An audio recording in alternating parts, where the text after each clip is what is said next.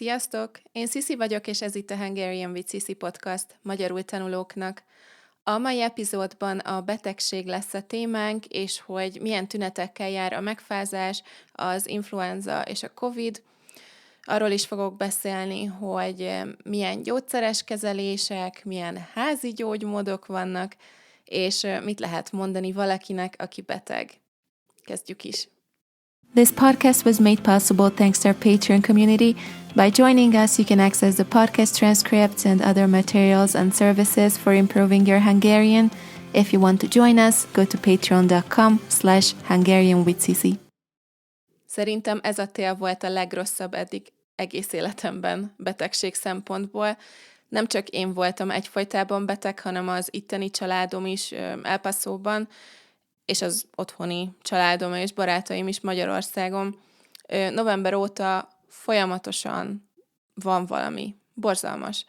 Télen persze sokszor előfordult már, hogy megfáztam, a megfázás, vagy más néven nátha elég gyakori betegség ilyenkor, de az egy hét alatt el szokott múlni, és enyhébb tünetekkel jár, mint mondjuk az influenza, persze. Amikor valaki megfázik, akkor jellemző, hogy folyik az orra, be van dugulva az orra, fáj a torka, köhög, sokat tüsszög, hőemelkedése van, és fáj a feje. Nincs rá gyógyszer, csak ki kell pihenni. Sok ember el sem megy vele orvoshoz, csak vény nélkül kapható fájdalomcsillapítót szed, orrsprét használ, és sok teát iszik. Sajnos sok ember jár be dolgozni betegen, vagy találkozik emberekkel, ha enyhébb megfázásról van szó, pedig az első napokban fertőző. Akkor fertőz a legjobban, és nagy rá az esély, hogy mások is elkapják. Sokszor nem is arról van szó, hogy nincs más megoldás, hanem egyszerűen arra a részre nem gondolnak az emberek, hogy mások is elkaphatják miattuk. Elmennek fodrászhoz, barátokkal találkozni, jogázni, mert nem tudnak pihenni, és már is megfertőztek 10 embert. Tavaly decemberben volt nálunk egy kis összejövetel barátokkal és a családdal, és volt egy lány, aki tök betegen jött el. Sápadt volt, rázta a hideg, kért takarót is, be volt rekedve, alig volt hangja, és egyszerűen nem értettem, hogy minek jött el.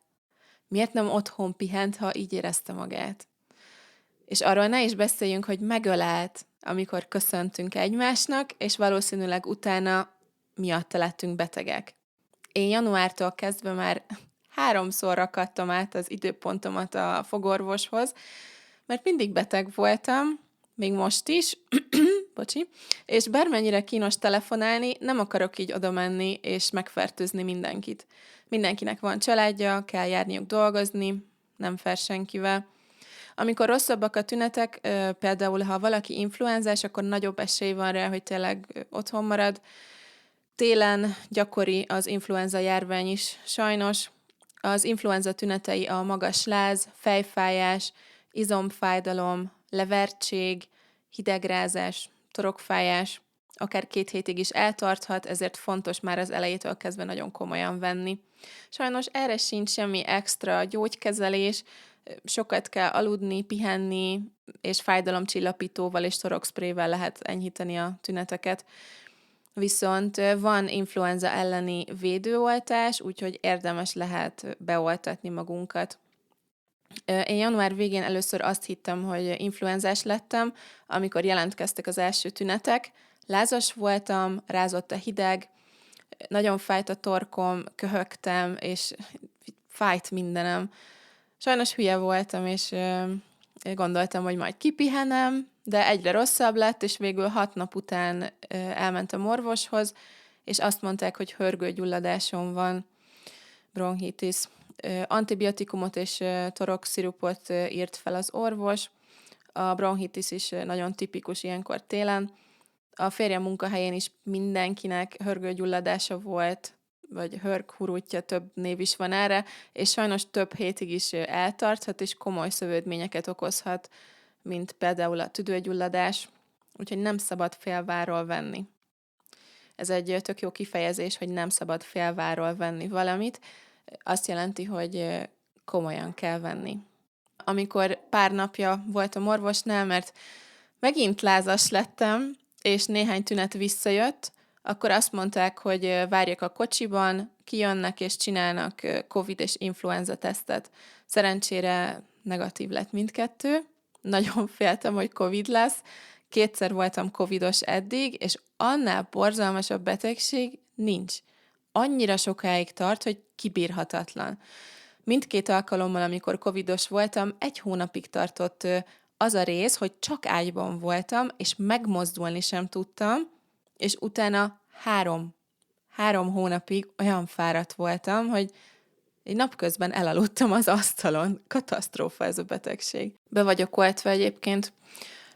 Az influenzához hasonlóan a Covid-ra is jellemző a magas láz, torokfájás, fejfájás, köhögés, izomfájdalom, orrdugulás, orrfújás. Más tipikus tünetei a nehéz légzés. Én ezt utáltam a legjobban, nagyon ijesztő volt. Sok ember nem érez szagokat és ízeket, amikor covidos. Nekem ez kimaradt mindig, szerencsére. Jelentkezhet még hányingerhányás, hasmenés, figyelemzavar és krónikus fáradtság. Tavaly októberben csináltam 2 COVID-tesztet is, mert annyira fáradt voltam, hogy nem volt más ötletem, hogy mi lehet a bajom. Mindkettő negatív lett, úgyhogy nem tudom, hogy mi volt az, a mai napig sem. Itt is a pihenés, alvás és folyadékfogyasztás a legfontosabb, és paracetamol vagy ibuprofen segíthet enyhíteni a tüneteket. Nyilván, amikor ilyen súlyos tünetekről van szó, akkor nem valószínű, hogy a tipikus házi gyógymódok fognak segíteni, de mindig nagyon érdekes, hogy egy adott országban mi számít tipikus házi gyógymódnak. Magyarországon ez a citromos gyömbéres tea, a fokhagyma és természetesen a pálinka. Nagyon vicces volt, amikor megtudtam, hogy Mexikóban az egyik tipikus házi gyógymód a Vic Vaporub kenőcs, és az anyósom szerint a talpadra kell kenni, és úgy kell aludni zokniban. Megcsináltam egyébként, mert gondoltam, nem árthat, de sajnos 2 óra után levettem az zoknit, mert nem tudtam zokniban aludni. Lehet, hogy ezért nem gyógyultam meg még mindig. Itt a podcast végén pedig még 1-2 kifejezést szerettem volna megosztani veletek, hogy mit lehet mondani valakinek, aki beteg. A leggyakoribb informális kifejezés az az, hogy jobbulást. A jobbulást kívánok rövidebb formája. Barátoknak azt is szoktuk mondani, hogy remélem hamar meggyógyulsz, vagy gyógyulj meg hamar. Formálisabb helyzetekben pedig lehet azt mondani, hogy mielőbbi gyógyulást kívánok, vagy jobbulást kívánok. Remélem, kedves hallgató, kedves néző, te jól vagy, és nem lettél beteg. Ha igen, akkor jobbulást, és remélem hamar meggyógyulsz. Ennyit mára, köszi, hogy itt voltatok. A webshopban már elérhető a Short Stories in Hungarian e-book első része. A leírásban megtaláljátok a linket. A Patreon tagoknak ezúton is köszönöm szépen a sok támogatást és aktivitást, és külön köszönet Rafaelnek, a podcast legnagyobb támogatójának. Szép napot mindenkinek! Sziasztok!